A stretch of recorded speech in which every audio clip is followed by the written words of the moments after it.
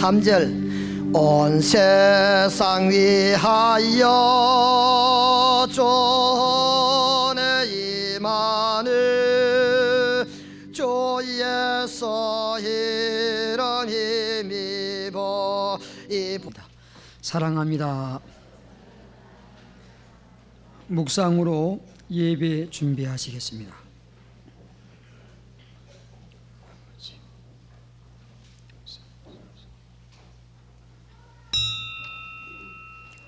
하나님은 영이시니 예배하는 자가 신령과 진정으로 예배할지니라. 아멘.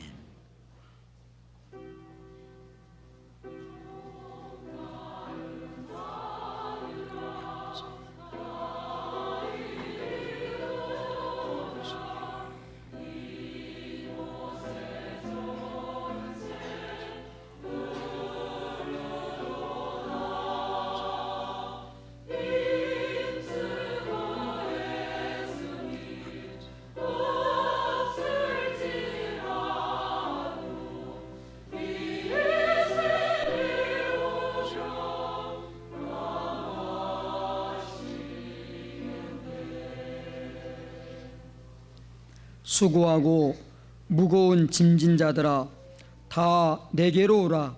내가 너희를 쉬게 하리라. 나는 마음이 온유하고 겸손하니 나의 멍에를 메고 내게 배우라. 그러면 너희 마음이 쉼을 얻으리니 이는 내 멍에는 쉽고 내 짐은 가벼움이라 하시니라.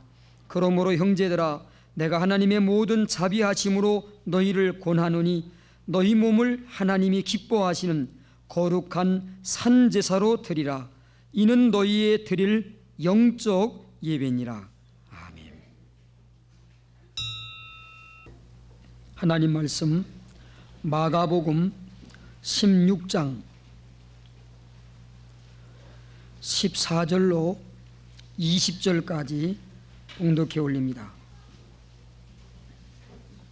신약성경 85쪽입니다. 그 후에 11제자가 음식을 먹을 때에 예수께서 저희에게 나타나사 저희의 믿음 없는 것과 마음이 완악한 것을 꾸짖으시니 이는 자기의 살아나는 것을 본 자들의 말을 믿지 아니함일러라. 또 가라사대 너희는 온 천하에 다니며 만민에게 복음을 전파하라. 믿고 세례를 받는 사람은 구원을 얻을 것이요 믿지 않는 사람은 정죄를 받으리라. 믿는 자들에게는 이런 표적이 따르리니 곧 저희가 내 이름으로 귀신을 쫓아내며 새 방언을 말하며 뱀을 집으며 무슨 독을 마실지라도 해를 받지 아니하며 병든 사람에게 손을 얹은 즉 나으리라 하시더라. 주 예수께서 말씀을 마치신 후에 하늘로 올리우사 하나님 우편에 앉으시니라. 제자들이 나가 두루 전파할세 주께서 함께 역사하사 그 따르는 표적으로 말씀을 확실히 증거하시니라. 아멘. 승리의 삶을 살아가는 성도님들은 매사에 믿음으로 사는 자들입니다. 큰 일뿐만 아니라 작고 사사로운 일에도 믿음으로 살려고 노력하는 사람들입니다. 왜냐하면 바울 사도께서 로마서 14장에 말씀한 것처럼 믿음으로 쫓아 하지 않는 모든 것이 죄인 줄을 알기 때문입니다. 성도님들에게 믿음이라는 것은 이토록 소중합니다. 그래서 우리는 지난 주간에 성경적인 바른 믿음에 대해서 점검해 봤습니다. 우리가 정말 숨 쉴 때에도 잠잘 때에도 우리가 모르는 순간에도 정말 믿음으로 살거든요. 그런데 이 믿음이 행여나 오해받지 않도록 이 믿음이 잘못된 믿음 되지 않는가 우리가 살펴봤습니다. 참 믿음이 뭔가? 예수 영접이라겠습니다.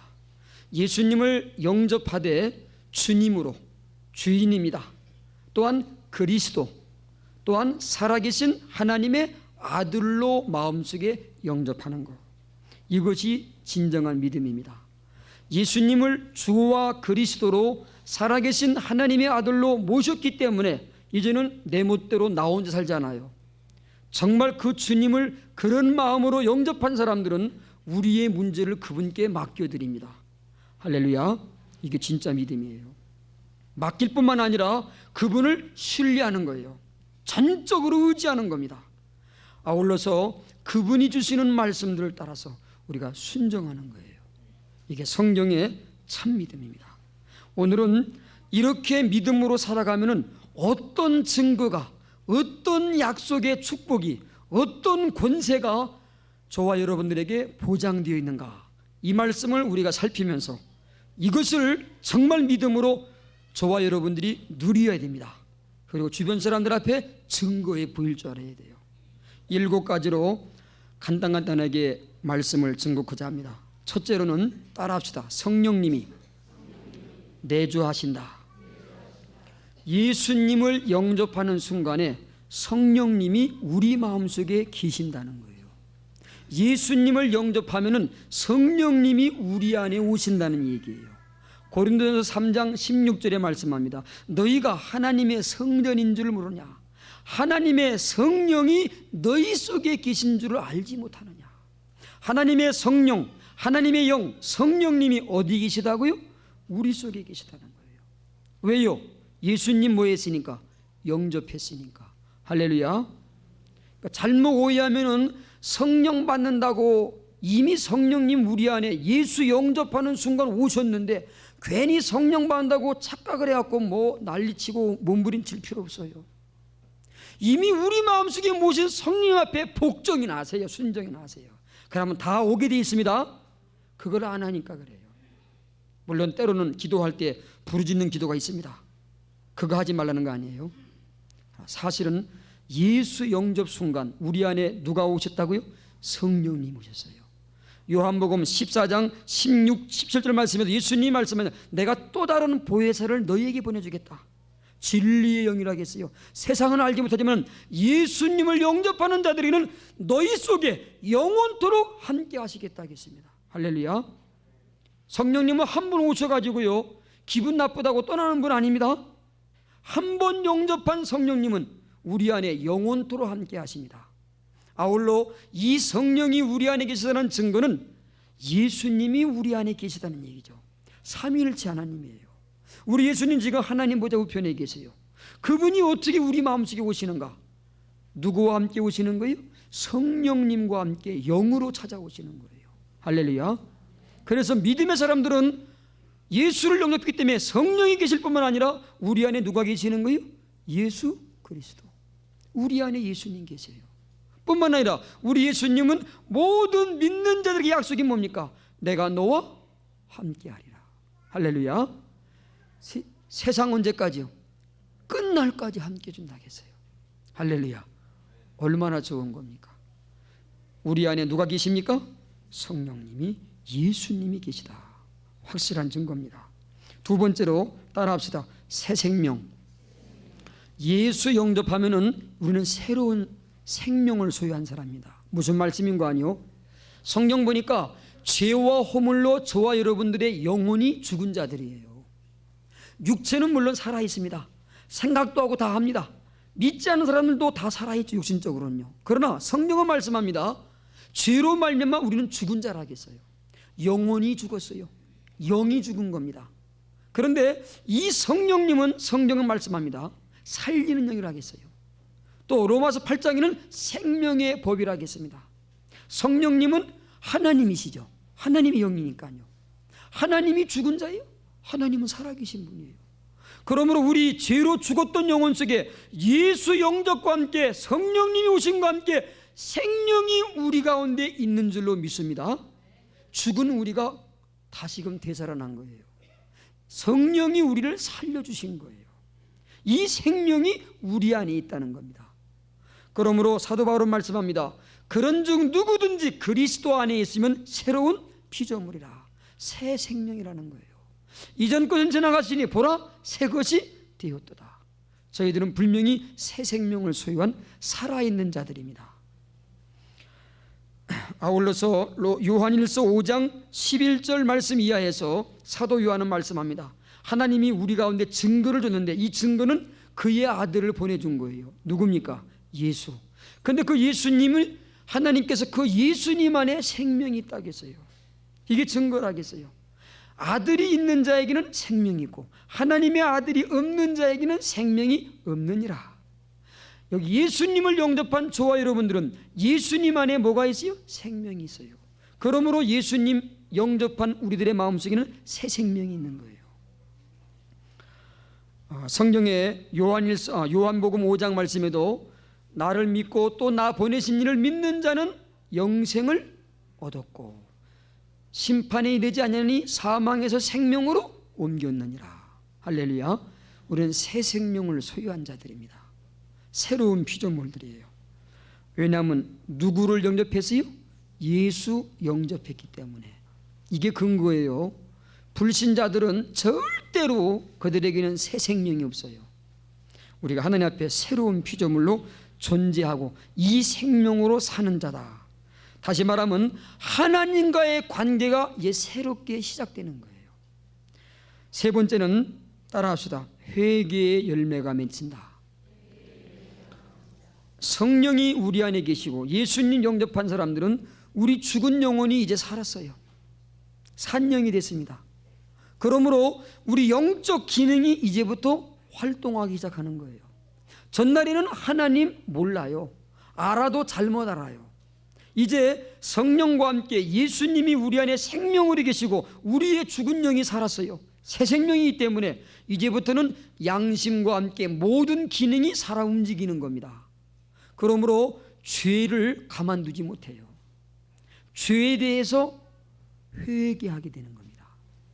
이것이 예수 영접한 사람들의 축복과 함께 증거예요. 예수 영접과 함께 정말 죄에 대해서 통분 여기고 죄를 아파합니다. 여러분 늘 말씀드렸죠? 살아있는 육체 사람들은 옆에 있는 분들 한번 꼬집어 보세요. 아마 졸다가도 아야 그럴 거예요. 눈 바둑 뜹니다. 왜 그렇습니까? 육체가 살아있으니까. 근데 죄송합니다. 죽은 송장, 죽은 시체 앞만 갖고 꼬집어 보세요. 반응이 없어요. 왜 그렇습니까? 죽었기 때문에. 영적으로 죄로 말미암아 하나님 떠난 인생, 하나님과 관계가 죽은 상태예요. 도무지 관계가 없는 거예요. 그런 저희들이 예수 영접으로 새 생명 살았어요. 이제는 하나님이 영이신데 그 하나님과 신령과 진정으로 교제하고 모든 관계가 시작되는 거예요. 할렐루야. 예수 영접 없이 완전히 써봐야 그건 종교 형식이에요. 그건 종교 형식이에요. 신령과 진정으로 예배 드리는 거 아니에요. 하나님 못 만난 거예요. 그러나 오늘 이 시간에 여러분가 혹시 예수님이 영접 안 하는 분 계시면 정말로 여러분이 영접하시기 바랍니다. 그게 믿음이에요. 그 순간부터 우리는 새 생명과 하나님의 놀라운 생명의 역사가 우리 안에 작동하게 됩니다. 예수 영접한 분들은요, 성령이 내 안에 계신 분들은 이제부터 죄를 짓고는요 못 살아요. 성령님이 우리 안에서 또 우리 양심이 살아서 활동하니까요. 요한복음 16장에 말씀합니다. 예수님께서 내가 가서 보혜사 성령을 보내주는데 이 성령이 오시면은 죄를 책망한다고 했어요. 예수 영접한 분들은 성령님이 우리 안에 계시고 그분을 믿음으로 의지하는 분들은 그분이 역사할 때는요 죄는 그분이 책망하세요. 할렐루야. 우리 안에 계신 예수님이 책망하신다고요. 그러니까 가만히 살 수 있어요. 죄 짓고는 못 사는 거예요. 견딜 수가 없어요. 그렇지 않으면 문제가 꼬이고 배배 꼴리거든요. 몸도 말 안 들어요. 환경이 말 안 들어요. 반드시 회개해야만이 생명이 역사하기 때문에 그래요. 이게 예수 영접한 믿음의 사람들의 증거입니다. 예수 믿음으로 하면서도 회개 한번 못 해봤다면 이거는 예수님을 영접한 게 가짜예요. 그분이 주인으로 모신 거 아니에요. 성령님이 우리 안에 계신 거 아니고 혹 계시더라도 우리의 교만스러운 마음이 성령님을 소멸시키는 무서운 무례함이에요. 교만입니다. 우리 안에 계신 성령님이 양심과 함께 우리의 심령을 책망하는데 이 책망을 달게 받고요 우리가 회개하면요 하나님 앞에 모든 축복이 임할 줄로 믿습니다. 회개가 반드시 예수 영접 믿음의 사람들은 일평생 동반돼요. 그래서 심지어 이 땅을 떠나갈 때까지요, 정말 택한 백성들은 하나님이 철두철미하게 회개시킵니다. 철두철미하게 회개시키고 하나님의 그 나라로 데려가세요. 회개 없이는 결코 하나님 나라 맛도 못 봐요. 구경도 못 하고요. 예수님 뭐라 하겠습니까? 사도 요한이 뭐라 하겠습니까? 세례 요한이요, 회개하라, 천국이 가까웠다. 하나님 나라는요, 그 놀라운 풍성한 비밀의 축복은 회개와 더불어 이루는데, 이 회개는 사실 예수 영접 이전에는, 성령님이 우리 가운데 오시기 전에는 작동이 안 되는 거예요. 죽은 자가 어떻게 회개해요? 죽은 자가 어떻게 회개해요? 할 수가 없는 거예요. 예수 영접한 저와 여러분들은 성령 안에서 날마다 회개하면서 하나님의 놀라운 축복들을 누리시길 바랍니다. 네 번째입니다. 따라합시다. 자유함이 있다. 구원입니다. 해방이에요. 이게 진짜 예수 믿는 놀라운 축복입니다. 5가지가 있습니다. 뭘로부터 자유를 받는가? 첫째는 마귀 권세로부터 자유함 받는 거예요. 우리 인류의 문제가 다른 거 아니라겠죠? 아담이 범죄할 때 누가 역사한 거예요? 뱀 속에 누가 들어갔어요? 사탄이 들어간 거죠. 마귀 권세가. 그래서 예수님이 말씀했죠? 너희들은 누구의 자식이라고요? 바리새인들에게 너희들의 아비 마귀의 자식이라. 우리는 태어날 때부터 죄 중에 출생해서 이 사단의 권세에 눌려있는 자예요. 본질상 진노의 자녀라겠어요. 그런데 예수 영접하는 순간, 성령이 우리 안에 오시는 순간, 우리 이 마귀 권세에서 자유함을 얻은 줄로 믿습니다. 사도행전 26장 18절 말씀에 어두움에서 빛으로, 사탄의 권세에서 하나님께로 돌아오게 한다. 할렐루야. 이게 예수 영접의 믿음의 축복입니다. 사단의 권세에서 벗어나요. 그 순간 벗어난 거예요. 저와 여러분들 이런 축복을 누리고 살아야 돼요. 두 번째는 죄와 사망의 법에서 해방됐습니다. 로마서 8장 2절 말씀에 말씀합니다. 그런즉 누구든지 그리스도 안에 있으면 결코 뭐가 없어요? 정죄함이 없다 계세요. 이 말씀은 내가 회개했으니까 또 내가 죄가 없으니까 죄가 없다는 게 아니에요. 로마서 7장 보면요, 사도 바울이 엄청난 비밀을 깨달아요. 그가 예수 믿고 하나님 앞에 의롭게 살려고요 노력을 하고 애를 쓰는데, 그렇게 함을 할수록 내가 원하는 바 선을 행하고 원치 않은 바 도리어 악을 행하는도다. 여전히 육신 가운데 우리들의 죄악이 남아있는 걸 그가 발견해요. 그러면서 뭐라 하면, 오라 나는 곤고한 자다. 이 사망의 몸에서 누가 나를 건져내랴. 내가 마음으로는 하나님의 법을 섬기고 육신으로는 뭘 섬겨요? 죄의 법을 섬기노라. 이걸 깨달았어요. 그리고는 8장에 넘어갑니다. 그러므로 누구든지 그리스도 안에 있으면, 예수 영접했으면 결단코 뭐가 없어요? 정죄함. 여전히 죄가 있고 우리 가운데는 허물 같음이 있음에도 불구하고 예수 영접 때문에 새 생명의 성령 안에서 죄와 사망의 법에서 우리를 해방했다는 얘기예요. 할렐루야. 왜요? 우리의 죄값을 누가 청산했어요? 예수님이 십자가에서. 할렐루야. 피 흘려서 죄값, 과거, 현재, 미래 단번에 영원한 속죄를 다 이뤄놨습니다. 할렐루야. 이게 구원이에요.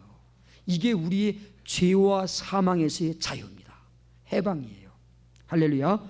누리시기 바랍니다. 이제부터는 죄가 오고 양심의 갇히고 성령이 책망할 때 그리스도를 바라보시고요, 십자가 바라보면요, 내 죄가 용서받은 거, 내 죄값이 다 지불된 거 여러분 믿고 그때마다 자유함을 누리시기 바랍니다.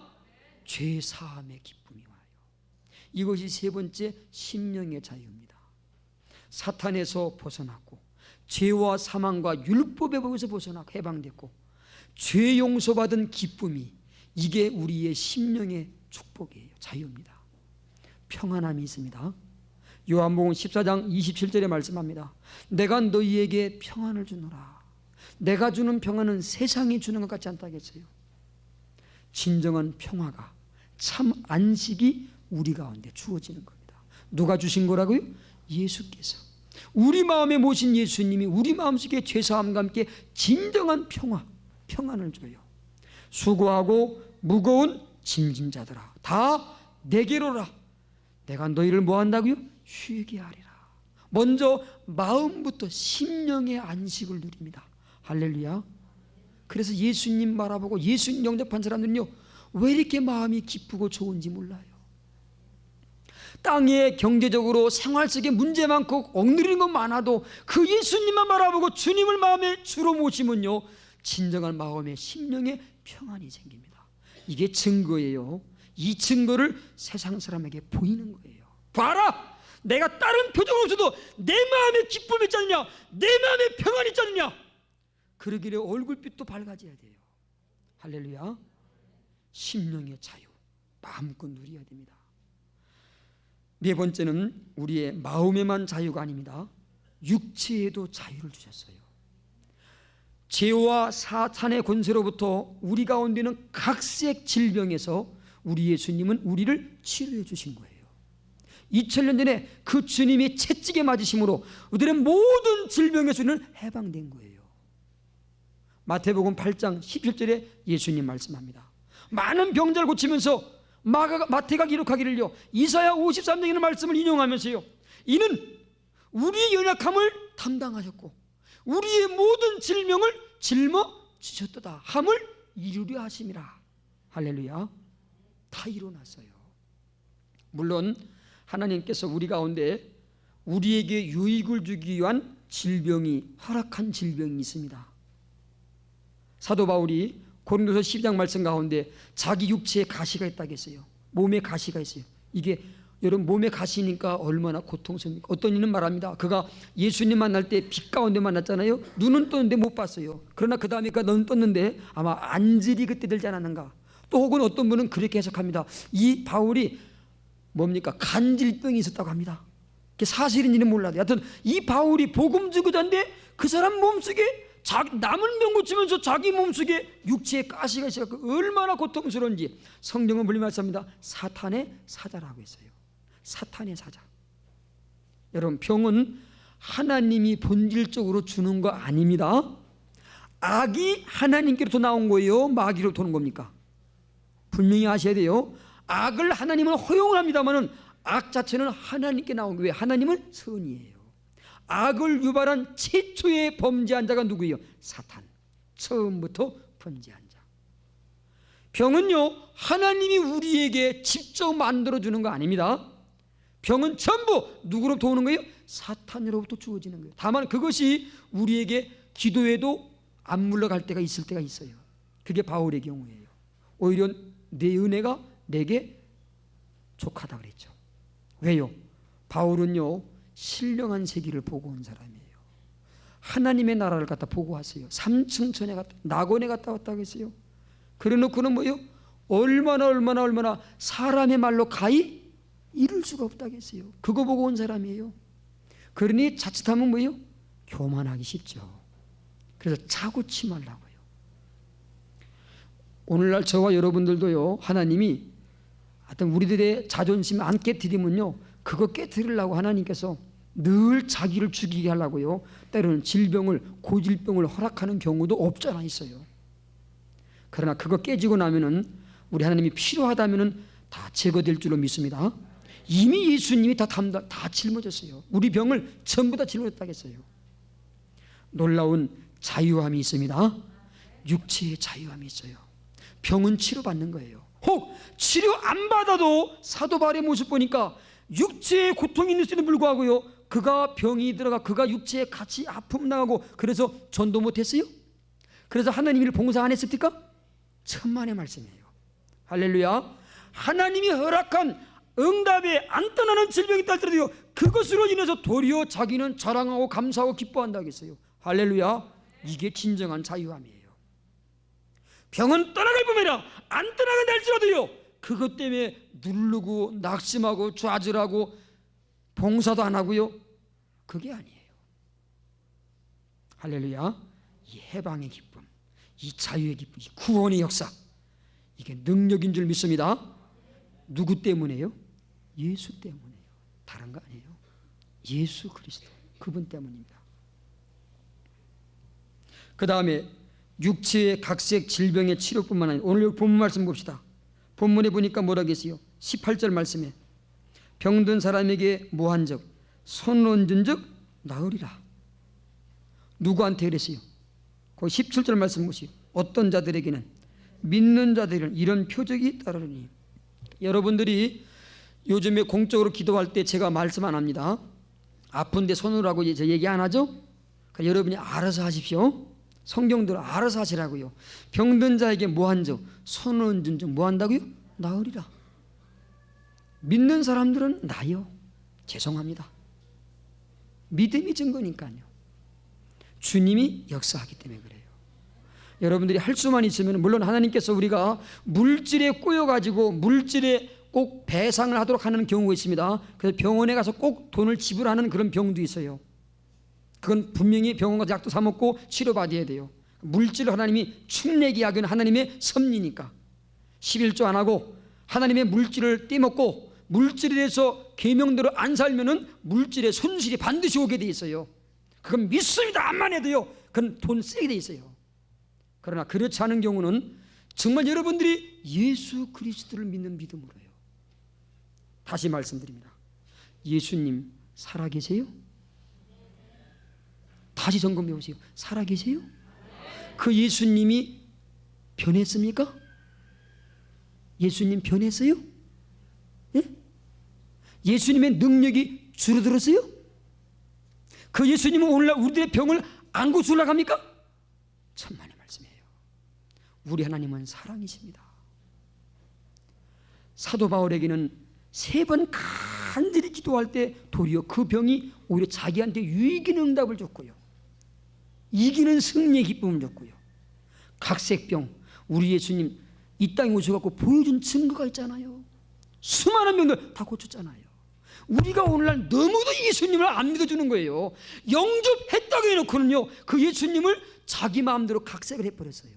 오늘날 예수님을 예수님 그대로 모시고 살아야 되는데, 오늘 이 시간에도 우리의 아픈 부분을 살아계신 예수님, 이 자리에 여러분과 함께 계신 예수님이 우리의 병들, 믿는 자들에게 치료할 줄 믿습니다. 믿어요. 주님이 하시니까. 주님이 하시니까요. 지금도 하십니다.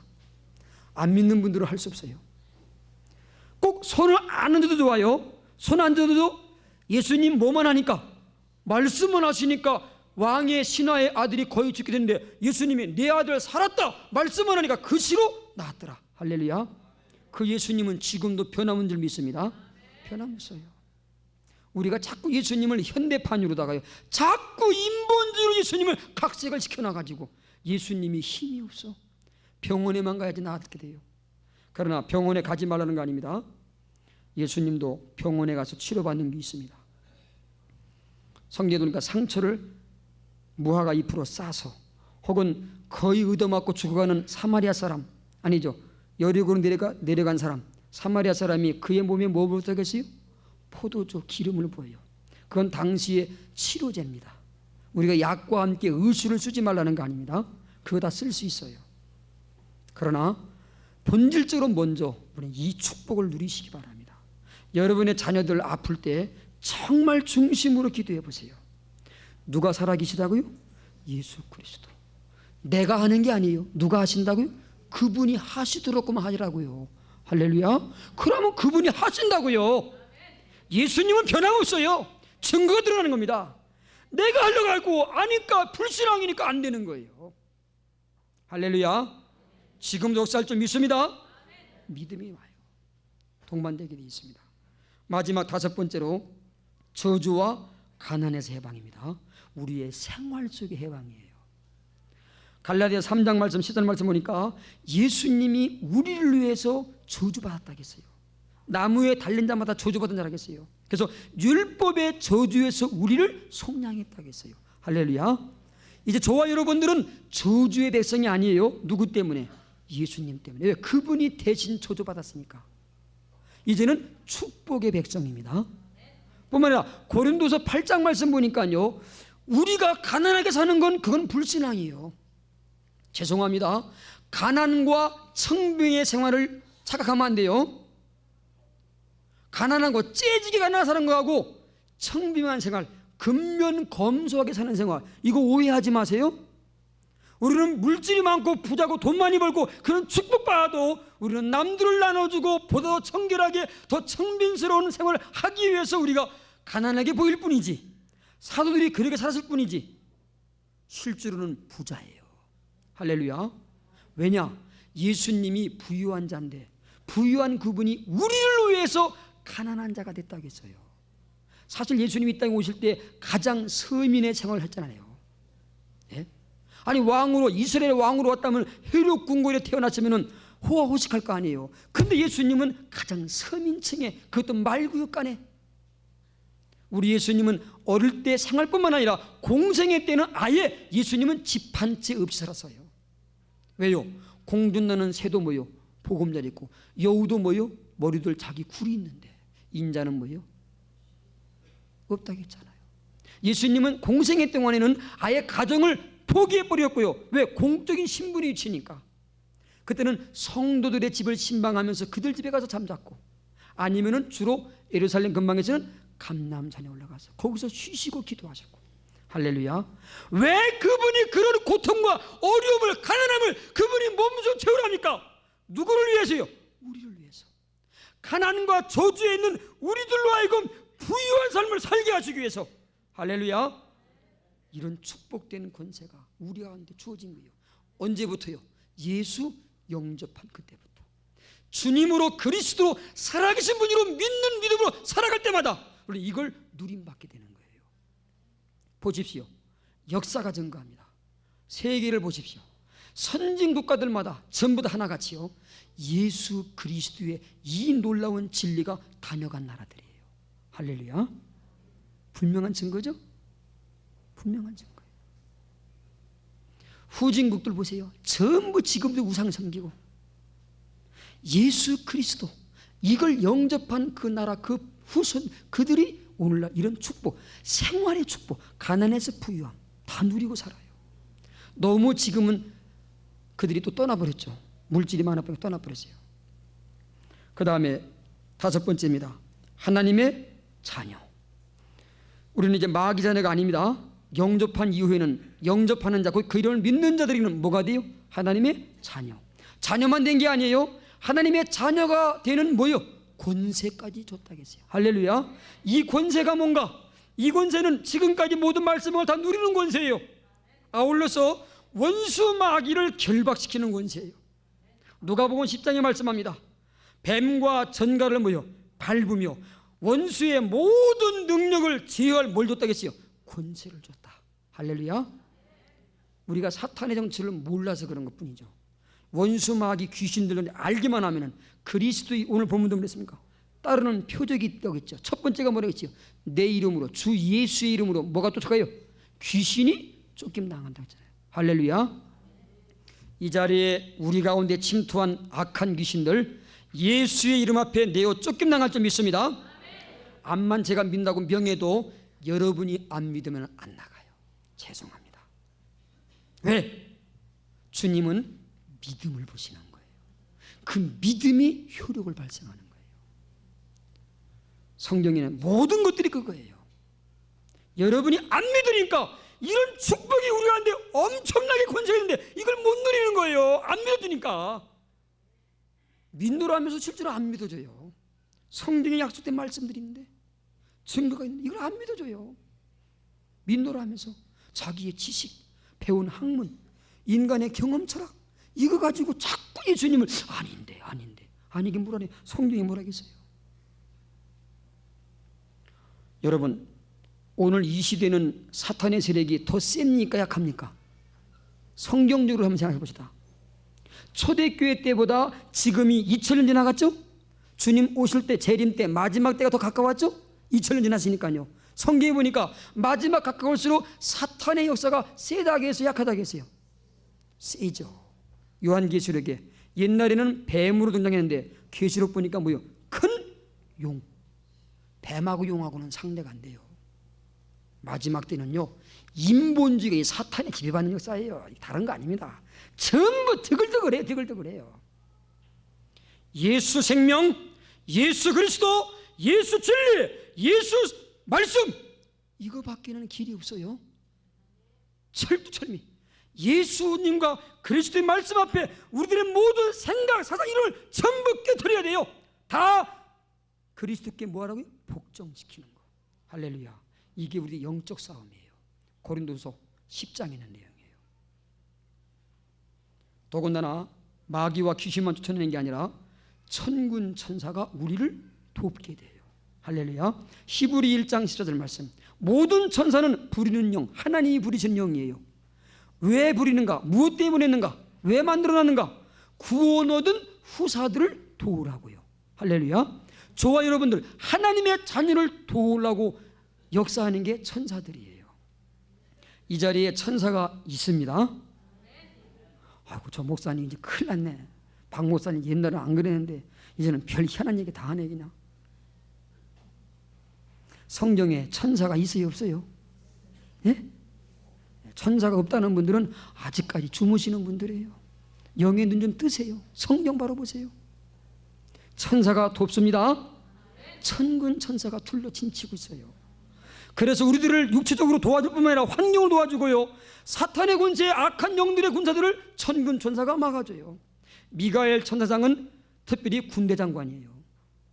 가브리엘 천사장은 기쁜 소식을 전해주고요. 오늘날 천군 천사가 돕습니다. 이런 권세가 우리한테 있어요. 여러분이 텔레비 볼 때마다도요, 그냥 보지 마시고 전하, 마마 그 부분요, 이야, 우리도 뭐요, 그리스도 함께 뭐요, 영적으로 왕, 하나님의 자녀, 왕자 뭐요, 공주, 이 모든 사탄의 흑암의 원죄 전부 뭐요, 다 다스릴 권세가 있어요. 저는 그 뭡니까, 한 명이 그 단종의 그 극하는 애 보고요, 제가 많이 반해가지고요, 그 조만한 녀석이 연기도 잘하네, 그 어른들 앞에 그 표현을 못 하겠어요. 근데 우리들은 왜 그런 거 못해요? 영적으로 왜 못하는가? 모르니까. 영적으로 모르니까. 요 마귀 세력이 곧 몰리게 지금 시키는 거고요. 지금도 몰리게 인본주의로 몰리게 시켜놔요. 지금도 혼돈하게, 혼미하게 만들고 말씀을 못 믿게 만들어, 이 마귀 세력이요. 영적으로 눈을 뜨기 바랍니다. 하나님은 영이십니다. 영이 눈이 안 뜨고 하나님 관계 아니에요. 종교생활 속지 마세요. 예수 영접한 믿음의 축복된 권세가 여기 있어요. 여섯 번째, 이 모든 것들을 우리가 누리는 또 하나의 권세가 있는데, 따라합시다. 기도 응답권. 자녀니까 아버지 앞에 청구할 권세가 있어요. 달랄 권세가 있어요. 우리 집 오늘 아침에 막내가 아직 철이 들나갔고요, 오늘도 아빠 나 한 가지 소원이 있다. 뭐냐? 아빠 나 8,000원짜리 장난감 좀 사줬으면 좋겠어. 야, 너는 매일 장난감이냐? 여러분, 우리 그 꼬마가 저한테 부담감 없이 달라고 요청하죠. 왜 그랬습니까? 자녀니까. 옆집에 있는 우리 여기 성도님 훈이라고 있습니다. 걔는 저 보고 와서 돈 한 번 달라고 않더라고요. 목사님 나 용돈 내놓지, 그런 말 한마디 안 하더라고요. 왜? 자녀가 아니니까 할 수가 없어요. 하나님의 자녀 얼마든지 달랄 권리가 있어요. 할렐루야. 이게 기도 청구권이에요. 이게 천국 열쇠예요. 우리가 기도만 하면은 하나님이 뭐요? 응답해 준다는 거예요. 우리 안에 계신 예수님이 기도만 하면은 주님이 시행하겠다는 거예요. 우리가 기도할 때 예수님의 능력, 성령께서 원수마귀 헬박하고 귀신들 내쫓아주시는 거예요. 우리가 기도함으로 우리 안에 누가 역사해요? 주님이 일하시는 거예요. 이게 성경의 증거입니다. 그러므로 기도하지 않고 봉사하는 분들은 죄송합니다. 여러분의 힘에 처음 맡기는 더 이상의 열매가 없어요. 그러나 원수마귀는 우리가 충성 봉사할 때 가만둡니까요? 가만 안 둡니다. 그러니 힘들고 어렵죠.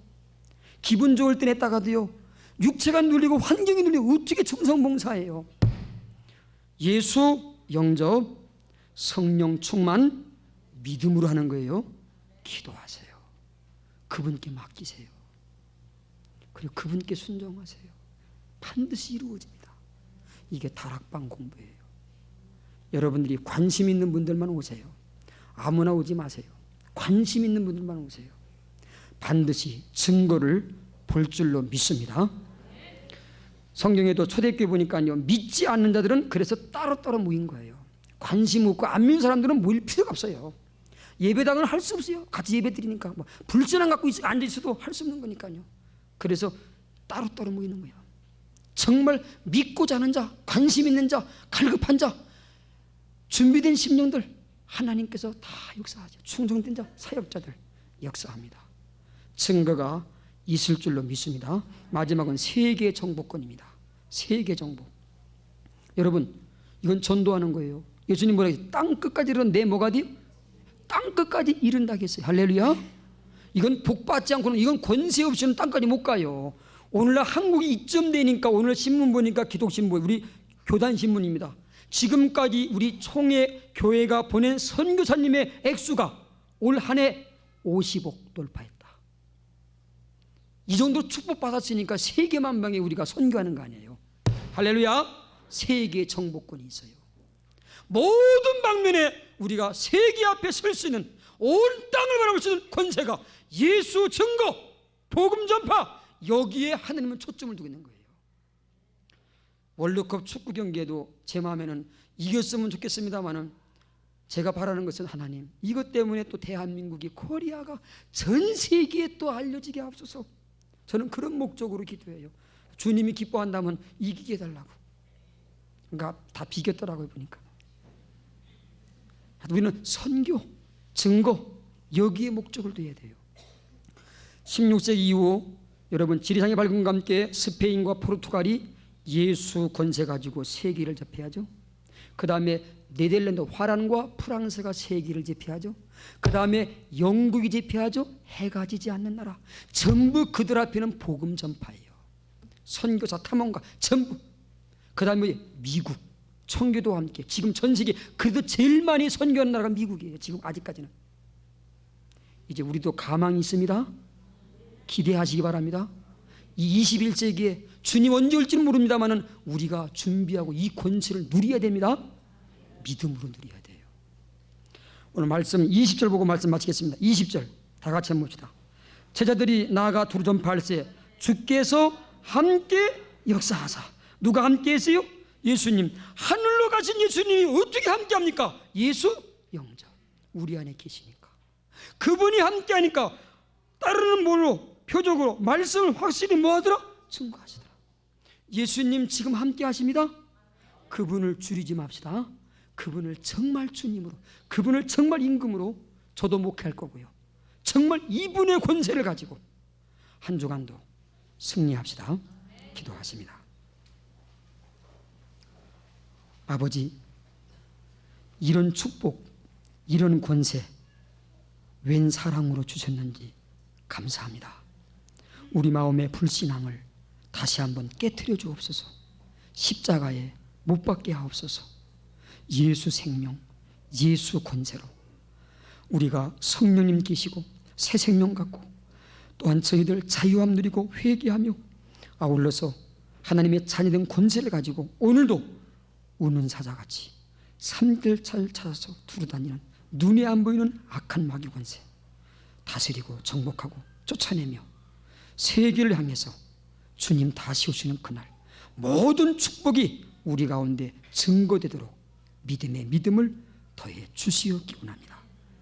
이 자리를 떠나갈 때 우리만 가지 말게 하시고 내 안에 영접한 예수님, 지금도 살아계신 예수님, 주님과 함께 동행하는 승리의 증거가 있게 해 주실 줄로 믿사옵나다.